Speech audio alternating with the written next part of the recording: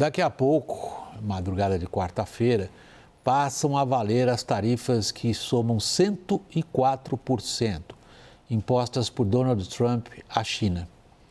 Pequim, por sua vez, segue prometendo que vai revidar na guerra comercial. Reportagem de Mariana Giangiacomo. O governo Trump confirmou a aplicação de taxas adicionais de 50% contra produtos chineses, depois de a China não recuar dos impostos retaliatórios contra os americanos.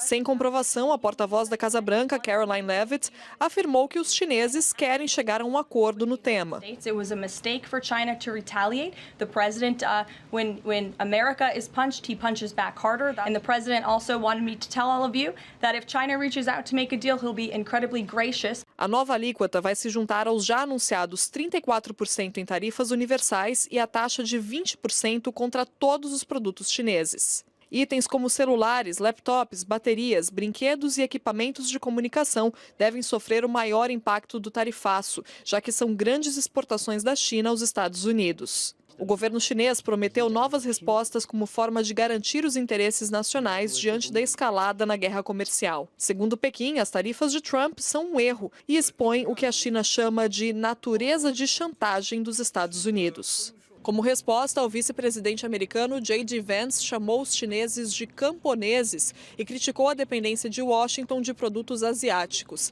A declaração foi prontamente rebatida pela China, que classificou a resposta como ignorante e desrespeitosa. A política protecionista de Trump segue aproximando Pequim da Europa. A União Europeia irá trabalhar em conjunto com representantes de Xi Jinping em uma resolução sobre as tarifas. O bloco vê a aliança com Pequim como uma forma de conter o avanço das taxas, ao mesmo tempo em que diminui os danos à economia europeia. O presidente da França, Emmanuel Macron, defendeu a condução de um diálogo para reduzir os impostos. Les choses sont simples. La France, l'Europe n'ont jamais souhaité le chaos ou l'augmentation des tarifs. Nous pensons que c'est une mauvaise idée et une mauvaise réponse aux questions du déficit commercial. Japão e Coreia do Sul também se prontificaram a negociar com os americanos. Segundo Trump, equipes japonesas já estão a caminho dos Estados Unidos para realizar as conversas. Já o presidente interino sul-coreano Han Duck-soo afirmou que seguirá trabalhando com a equipe de Trump para mitigar os efeitos das tarifas. Duck-soo aposta na relação entre os dois países para conseguir reduzir as alíquotas. Mesmo assim, as conversas parecem enfrentar resistências. Ao Financial Times, Peter Navarro, o principal assessor comercial de Trump, afirmou que o presidente americano está pronto para ouvir líderes globais, mas que isso não seria uma negociação. E está conosco também aqui à minha esquerda na bancada o Lourival Santana. Boa noite, Lourival. Enorme prazer ter você, como sempre, a bordo. Larissa, o que os chineses vão fazer, Larissa? Pergunta de vários trilhões de dólares. Pois é, William, essa resposta aí tá cara, né? Olha, os chineses tiveram tempo aí para se preparar para as ameaças, né? Eventuais implementações das ameaças que Trump já fazia durante a corrida presidencial americana. Então, eles têm alguns instrumentos de retaliação. Alguns analistas acreditam que tem mais oportunidades, mais nichos de retaliação do que antes. Então, tanto do ponto de vista tarifário, quanto do ponto de vista de restrições à exportação de determinados produtos que são importantes para os Estados Unidos, na parte de terras raras, por exemplo, mas também a gente tem visto ao longo desses últimos meses, não apenas agora, nessa semana aí de negociações ou de tarifaços mais intensos, a gente tem visto também algumas tarifas, algumas medidas não tarifárias relacionadas a barreiras sanitárias para produtos agropecuários, né? Então, muito provavelmente, pensando naquilo que os Estados Unidos têm hoje capacidade de exportar para a China e interesse de exportar, né? Porque vários produtos de maior valor agregado eles não querem exportar para a China, o que a gente imagina é que, não só do ponto de vista das tarifas, mas também das barreiras não tarifárias, é que haverá retaliação. Cliff, nós vamos mais para o fim do programa analisar especificamente reações do eleitorado americano frente ao tarifaço. Mas eu queria inicialmente ver da sua análise da situação política americana se o que o Trump está fazendo em relação à China especificamente se sustenta. Eu acho que sim, né? O conflito que o governo americano que o Trump quer nesse momento. A China não fica com um BOP muito alto aqui nos Estados Unidos, tem uma opinião desfavorável à China, não de hoje, mas de longa data. É um adversário nos olhos dos americanos, na mente dos americanos, assim. Eu acho que, pelo menos com a China, a questão de tarifas tem duração, tem penas longas, assim. Justamente porque tem uma base política de apoio de tais tipos de políticas. Lorival, 104%, isso aí não é uma tarifa. Isso aí equivale a um embargo comercial. Exato. Em que equivale a um rompimento de forma brutal com um país com enorme integração de cadeias produtivas. Só pensar, por exemplo, nos telefones. Trump sustenta isso? Eu também acho que é insustentável dos dois lados, embora eu acho que a China tenha menos a perder do que os Estados Unidos. A China, quando o Trump começou a guerra comercial em 2017, 2018, a China, 20% das exportações da China iam para os Estados Unidos. Hoje esse número caiu para 13%, né? No período da dissociação, chamada decoupling em inglês, né, entre as duas economias, desencadeada pela pandemia e também no processo, nós estamos falando de porcentagem de exportações, então não cabe o que eu ia dizer, mas também a dependência da China de exportações de maneira geral está diminuindo em razão do aumento, né, da importância do mercado interno como um driver da economia. Então, a China, eu falei com 6 especialistas em China nos últimos dias, gente que faz comércio com a China, alguns deles estão na China, alguns são chineses, e dizem que há um sentimento nacionalista muito forte na China nesse momento, que está sendo despertado ao redor do mundo, né, pelas atitudes do Donald Trump e do J.D. Vance, né? Importante salientar essa figura que chamou os chineses de camponeses e tal. E você sabe, né, que historicamente, né, isso remonta ao século XIX, né, os conflitos, o momento em que os Estados Unidos impuseram a abertura dos portos na China. E os chineses olham muito pelo retrovisor. E no Japão. No Japão também. Os chineses, eles têm essa noção de história e tal, com relação ao Ocidente em geral, os Estados Unidos em particular. E com isso, acho que os chineses estão muito preparados, estão conscientes das perdas que virão, mas estão, num certo sentido também, estão vendo em tudo isso uma grande oportunidade. A gente volta a isso. Thaís, há um temor nos mercados que o que aconteceu agora, aconteceu não, o que está acontecendo nesse momento para escape do controle. Que medida esse perigo é real? Hoje foi um pouco a demonstração disso, né, William? Os mercados têm um limite de perda, né? Perde, se acomoda num buraco do poço, refaz cálculos de preço, tenta se aproximar um pouco do fundamento, mesmo que o fundamento seja de alta incerteza, de alta insegurança, para se preparar para a próxima onda de choque, né? E o que aconteceu hoje foi aquele velho ditado, e no fundo do poço tinha um alçapão. Então, a tentativa... A luz no fim do túnel era uma locomotiva. Vindo na direção contrária, né? Hoje foi esse alçapão, né? Dos mercados que, da Ásia até a Europa, conseguiram fazer essa reacomodação, né? E quando chegou do lado de cá, né, isso não foi mais possível, né? A percepção é que é o seguinte, o grau de incerteza só aumenta.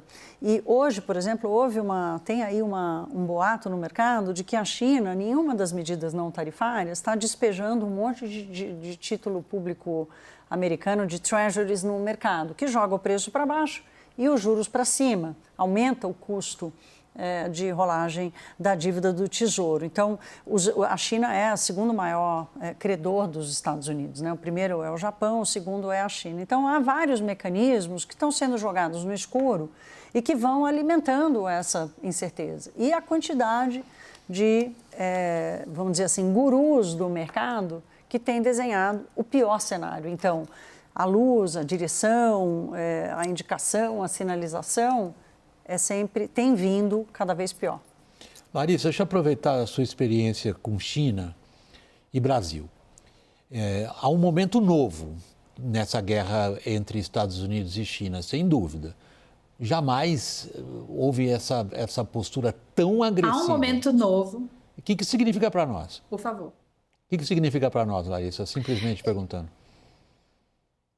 Olha, eu acho que o Lorival mais cedo fez um comentário muito pertinente para responder essa sua pergunta, que é como é que a China tentou se reestruturar a partir daquele primeiro momento de conflitos comerciais com os Estados Unidos no primeiro mandato do presidente Trump. O que aconteceu de lá para cá foi que a China buscou diversificar os seus fornecedores, os seus mercados fornecedores, as suas fontes de importação de produtos e, por exemplo, no agronegócio, o Brasil acabou tendo uma predominância que nós não tínhamos antes. Então, se os Estados Unidos naquela época eram o principal fornecedor de produtos agrícolas para a China, o Brasil, ao longo desses últimos anos, de lá para cá, dos últimos 5 anos, ele assumiu essa posição.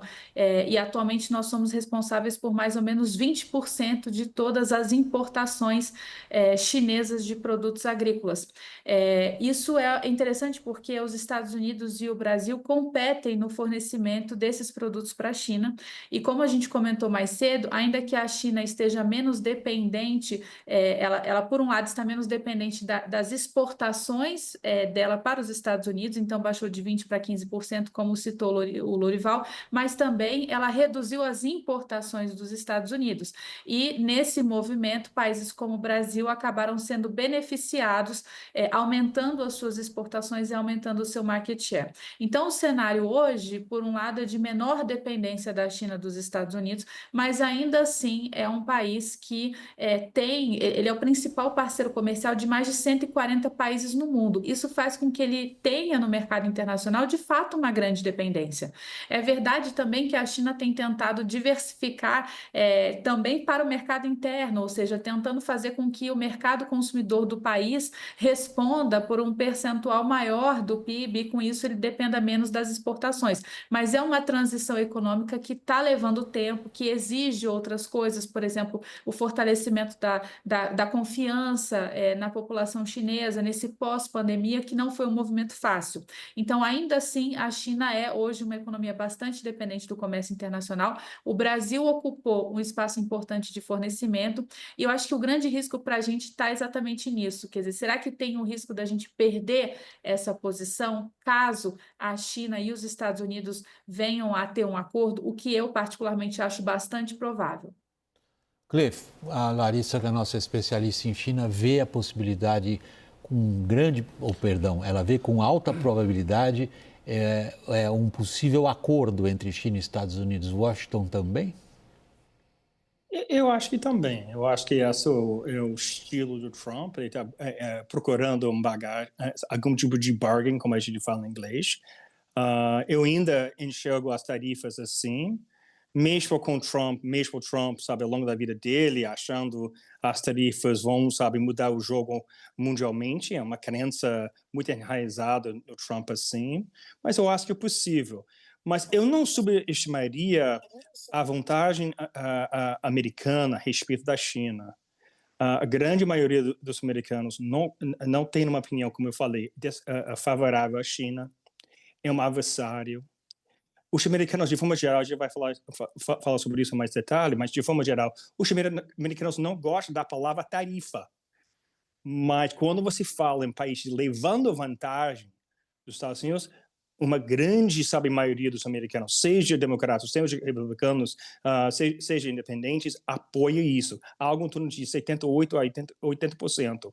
Ou seja, esse conflito, como eu falei, é o conflito que o Trump quer, um conflito entre China e os Estados Unidos.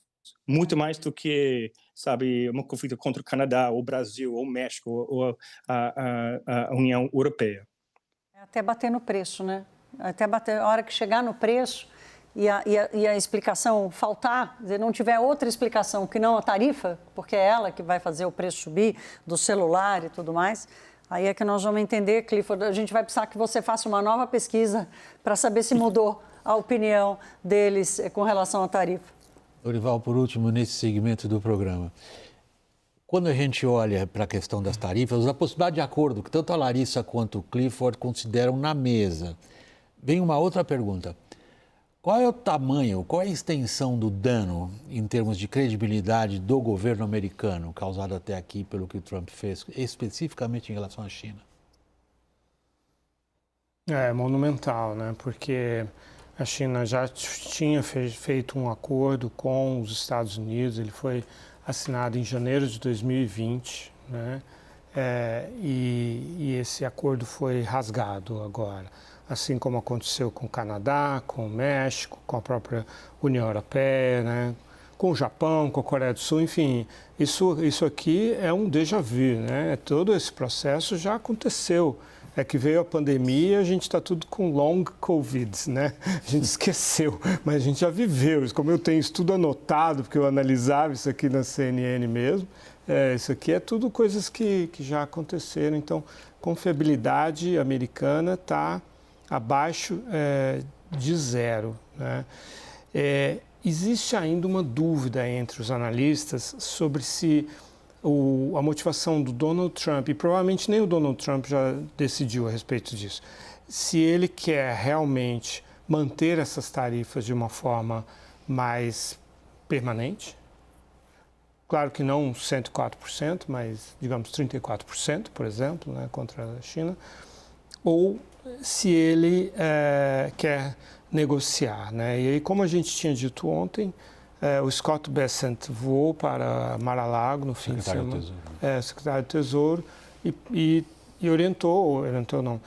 pediu para o Trump para ter uma mensagem mais de negociação e tal, mas é por causa dos mercados, não é por uma mudança de estratégia. Não né? adiantou, não. E aí os mercados iniciaram subindo hoje, mas depois caíram quando ficou claro que essas negociações eram para um prazo mais longo, eram para ter resultados em meses e não em semanas, né?